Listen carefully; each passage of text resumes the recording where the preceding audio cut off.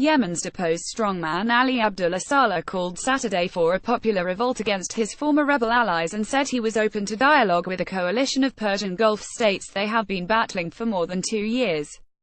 Saleh's offer to open a new page with the Saudi Arabia and U.S.-backed coalition came as violent clashes between his followers and the rebels known as Houthis entered a fourth day, signaling the unraveling of the alliance that controls Yemen's capital, Sana'a.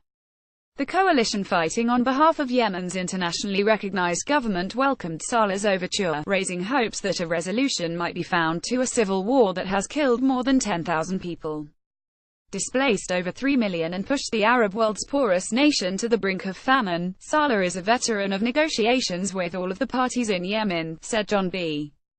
Altman, who heads the Middle East program at the Center for Strategic and International Studies in Washington.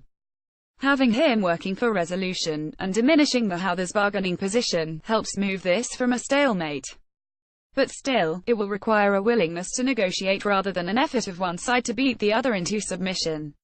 The Houthis, who are aligned with Saudi Arabia's arch-rival, Iran, accused Saleh of staging a coup and vowed to continue fighting the forces of aggression.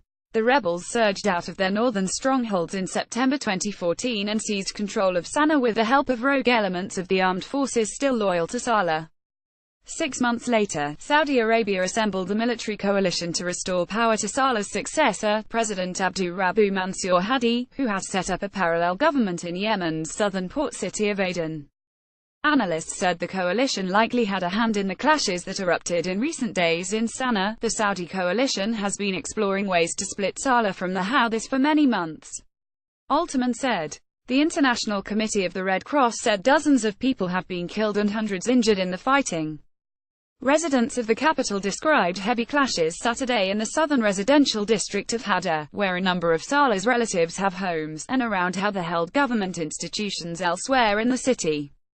Heavy explosions and gunfire reverberated through deserted streets, and plumes of dark smoke billowed into the sky. Ahmed Hadi, a 24-year-old Hadda resident, said his family had barely slept the past 3 nights. Today in the morning I wanted to buy things for the family but found that most streets are blocked, prices are high, and I can't find cooking gas, he said.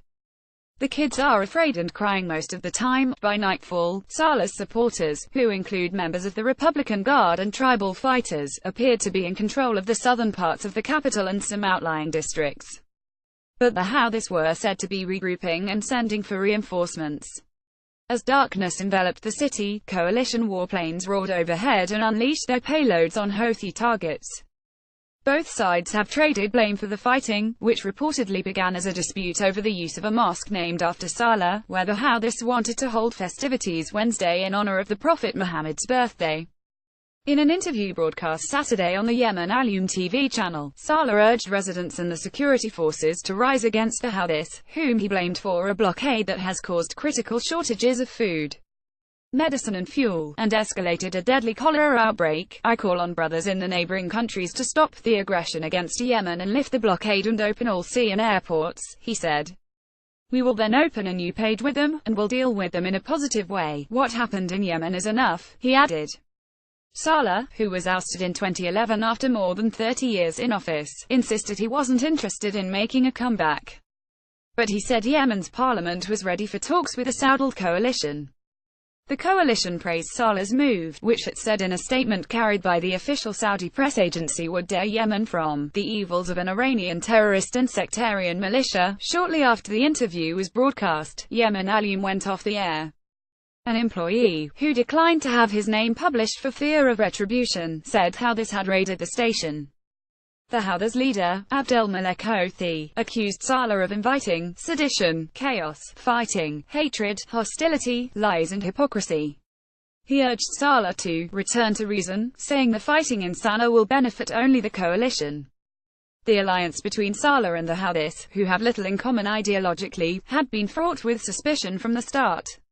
After Saturday's speeches, there will be no turning back, said Mohammed Hassan, a political analyst and columnist who contributes to a number of local publications.